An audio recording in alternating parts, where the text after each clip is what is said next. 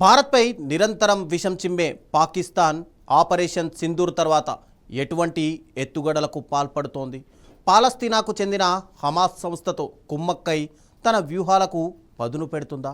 ఉగ్రవాదం వైపు యువతను ఆకట్టుకోవడంలో అనుభవం ఉన్న హమాస్ సాయాన్ని పాకిస్తాన్ ఐఎస్ఐ కోరుతుందా? ఈ విషయమై ఇండియన్ ఇంటెలిజెన్స్ వద్ద ఎటువంటి సమాచారం ఉంది? తాజా పరిణామాలు ఏం చెబుతున్నాయి? ఈ స్టోరీలో చూసేద్దాం.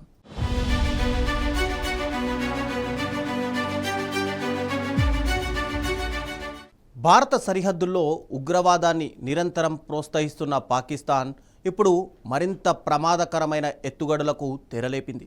భారత సైన్యం చేపట్టిన ఆపరేషన్ సింధూర్ దాడులతో తీవ్రంగా దెబ్బతిన్న తమ ఉగ్రవాద నెట్వర్క్ను తిరిగి పునరుద్ధరించుకునేందుకు పాక్ గూఢాచార సంస్థ ఐఎస్ఐ పాలస్తీనాకు చెందిన హమాస్ ఉగ్రవాద సంస్థతో చేతులు కలిపింది. ఇదే సమయంలో సౌదీ అరేబియా, టర్కీలతో కలిసి పాకిస్తాన్ ఒక చారిత్రక రక్షణ ఒప్పందం కుదుర్చుకోవడం దక్షిణాసియా భౌగోళిక రాజకీయాల్లో కలకలం రేపుతోంది.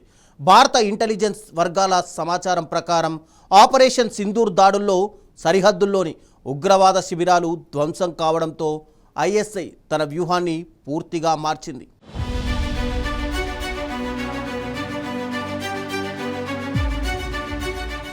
గతంలో మాదిరిగా పెద్ద శిబిరాలకు బదులుగా నగరాల్లో విధ్వంసం సృష్టించే అర్బన్ అసాల్ట్ టాక్సిక్స్ చిన్న చిన్న గ్రూపులుగా విడిపోయి దాడులు చేసే స్మాల్ టెర్రర్ సెల్స్పై దృష్టి సారించింది. ఇందుకోసం గాజా ప్రాంతంలో పట్టణాల్లో దాడులు చేయడంలో, ఆన్లైన్ ద్వారా యువతను ఉగ్రవాదం వైపు ఆకర్షించడంలో అనుభవం ఉన్న హమాస్ సహాయాన్ని ఐఎస్ఐ తీసుకుంటుంది.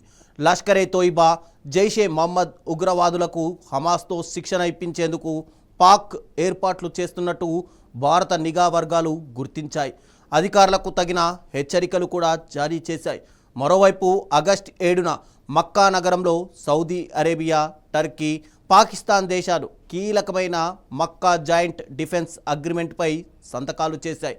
Saudi crown prince Mohammed bin Salman, Pak ప్రధాని షెహబాజ్ షరీఫ్, టర్కీ అధ్యక్షుడు ఎర్డోగాన్ ఈ చారిత్రక ఒప్పందాన్ని కుదుర్చుకున్నారు. ఈ ఒప్పందంలోని కీలక నిబంధన నాటో కూటమిలోని ఆర్టికల్ 5ను పోలి ఉంది. దీని ప్రకారం ఈ మూడు దేశాల్లో ఏ ఒక్కరిపై దాడి జరిగినా అది అందరిపై జరిగిన దాడిగానే పరిగణించబడుతోంది. ఈ మూడు దేశాలు వేసుకున్న ఒప్పందం ప్రస్తుతం హాట్ టాపిక్గా మారింది.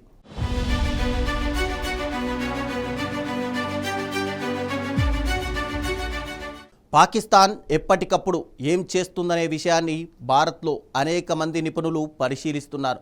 ఈ పరిణామాలపై భారత సైన్యం మాజీ ఆర్మీ కమాండర్, వ్యూహాత్మక నిపుణుడు జనరల్ రాజ్ శుక్లా విశ్లేషిస్తూ కీలక విషయాలను వెల్లడించారు. సౌదీ ఆర్థిక బలం, టర్కీ ఆధునిక సైనిక సాంకేతికత, పాకిస్తాన్ సైనిక శక్తి అనుసామర్థ్యం ఈ ఒప్పందంతో ఏకమయ్యాయని రాజ్ శుక్లా తెలిపారు. ప్రధానంగా పశ్చిమాసియాలో ఇరాన్ సంక్షోభాన్ని దృష్టిలో ఉంచుకొని ఈ ఒప్పందం జరిగినప్పటికీ పాకిస్తాన్ దీనిని భారత్కు వ్యతిరేకంగా ఒక రక్షణ కవచంగా ఉపయోగించుకునే ప్రమాదం ఉందని ఆయన హెచ్చరించారు. ఇక టర్కీ తన ప్రాబల్యాన్ని పెంచుకునేందుకు పాకిస్తాన్తో బంధాన్ని బలోపేతం చేసుకుంటుందని, ఇది భారత భద్రతకు సవాల్గా మారుతుందని అన్నారు.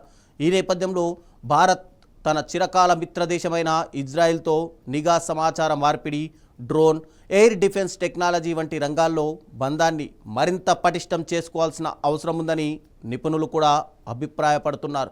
నిపుణులు చెబుతున్న కీలక సలహాలను భారత్ అధికారులు ఆచరిస్తారా, పక్కన పెడతారా అనే విషయం రానున్న రోజుల్లోనే తేలనుంది. ఇక భారత భద్రతకు సవాలుగా మారుతున్న ఈ ఘటనలు ఎటువంటి పరిణామాలకు దారి తీస్తాయి అనే విషయం భారత్లో ఉన్న అనేక మందిని కూడా కలవరపెడుతోంది.